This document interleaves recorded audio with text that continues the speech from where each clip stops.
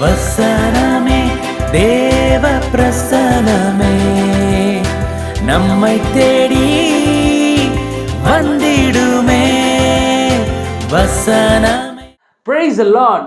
கீழ்ப்படிதல் குறித்து நம்ம ஆவியானவர் நமக்கு கற்றுக் கொடுக்கிறார். இன்றைக்கு கூட ஆபிரகாமுடைய கீழ்ப்படிதல் குறித்து நம்ம பார்க்க போறோம். எபிரேயர் 11ஆம் அதிகாரம் 8ஆம் வசனத்துல, விசுவாசத்தினாலே ஆபிரகாம் தான் சுதந்திரமாக பெறப்போகிற இடத்துக்கு போகும்படி அழைக்கப்பட்ட பொழுது கீழ்ப்படிந்து தான் போகுமிடம் இன்னதென்று அறியாமல் புறப்பட்டு போனான். பாருங்க, ஆபிரகாம் தான் போகுமிடம் இன்னதென்று கூட தெரியல, ஆனா அவன் பிளைண்டா ஆண்டவருடைய வார்த்தைக்கு கீழ்ப்படிந்து புறப்பட்டு போனான்.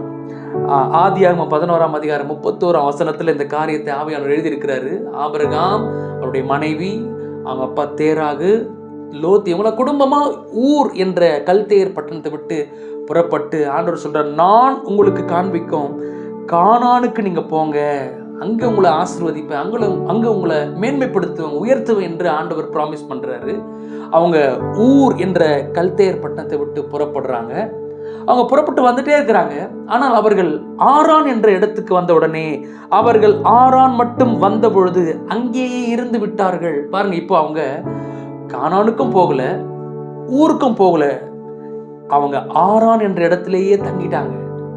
பாருங்க, ஊர் என்ற வார்த்தையுடைய மீனிங் ஃப்ளேம் என்று அர்த்தம், அக்கினி என்ற அர்த்தம். இன்றைக்கு ஆண்டவர் நம்மளை கூட அந்த நரகத்திலிருந்து, அக்கினியிலிருந்து நம்மை ஆண்டவர் எடுத்து, நரக ஆக்கினையிலிருந்து நம்மளை தூக்கி எடுத்து நமக்கு ஒரு நல்வாழ்வை கொடுக்கும்படி, கானானை கொடுக்கும்படி, மேன்மையான சுதந்திரத்தை கொடுக்கும்படி, உயர்வான வாழ்க்கையை கொடுக்கும்படி, பரிசுத்தமான வாழ்க்கையை கொடுக்கும்படி ஆண்டவர் நம்மளை எடுத்தார். ஆனால் நம்மில் அநேகர் ஊரை விட்டு புறப்பட்டு வந்துட்டே இருந்தோம். ஆனால் எங்கோ பாதியில் நின்று கொண்டிருக்கிறோம். இப்போ நம்ம கானானுக்கும் போகல, திரும்பி ஊருக்கும் போகல, ஆரானிலே நின்று கொண்டிருக்கிறோம். தேவ பிள்ளையே, நீங்கள் ஆரானை சுதந்திரிக்க ஆண்டு உங்களை அழைக்கல, நம்மை கானானை சுதந்திரிக்க கர்த்தர் நம்ம அழைத்திருக்கிறார்.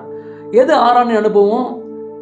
ஒரு ஸ்பிரிச்சுவல் ட்ரைனஸ், ஒரு செல்ஃப் சாட்டிஸ்ஃபேக்ஷன். இந்த ஜெபம் போதும், இந்த பரிசுத்தம் போதும், இந்த வாழ்க்கை போதும், அப்படி ஒரு திருப்திகரமான ஒரு வாழ்க்கை.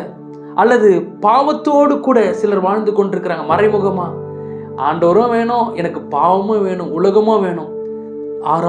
ஆரானின் வாழ்க்கை. இன்றைக்கு ஆவியானவர் சொல்றாரு, ஆபிரகாமே, நீ ஆரானை சுதந்திரிக்க உன்னை நான் அழைக்கல, உனக்கு நான் கானானை வைத்திருக்கிறேன்.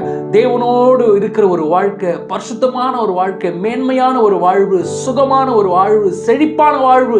இந்த பூமியிலேயே வாழும் பொழுதே ஆண்டவர் அந்த கானானை நமக்கு கொடுக்கறதுக்கு ஆயத்தமா இருக்கிறாரு.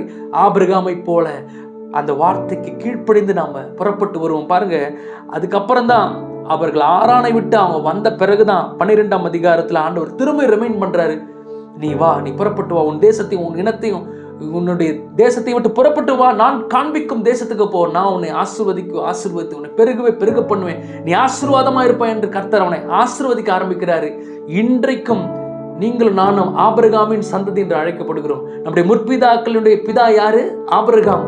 இன்றைக்கு ஆபிரகாமை கர்த்தர் தேசத்திலே பெரும் பகுதியில ஆபிரகாமை கொண்டு கர்த்தர் அநேக ஆசீர்வாதங்கள் நம்ம கொடுத்திருக்கிறார். எனவே ஆபிரகாமை போல கர்த்தருடைய வார்த்தைக்கு கீழ்ப்படிவோம், புறப்பட்டு வருவோம். ஆண்டவர் எதெல்லாம் வேணான்னு சொல்றாரோ அதை விட்டு புறப்பட்டு வந்து கானானை நோக்கி நாம் பிரயாணத்தை ஆரம்பிப்போம். கர்த்தர் உங்களை ஆசீர்வதிப்பார். God bless you all.